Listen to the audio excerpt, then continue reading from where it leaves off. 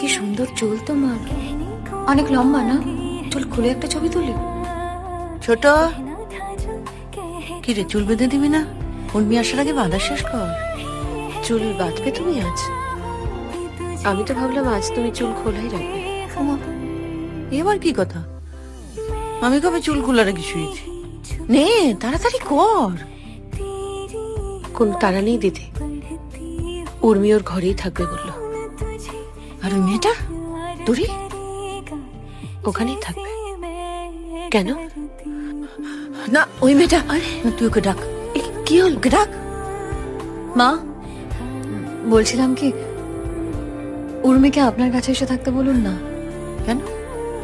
উর্মি ওর সাথে থাকলে তোমার কি প্রবলেম? তুমিও তো একই কথা বলছিলে দিদি। চুপ কর। বৌমা কেন বারণ করছে শুনি, বলো।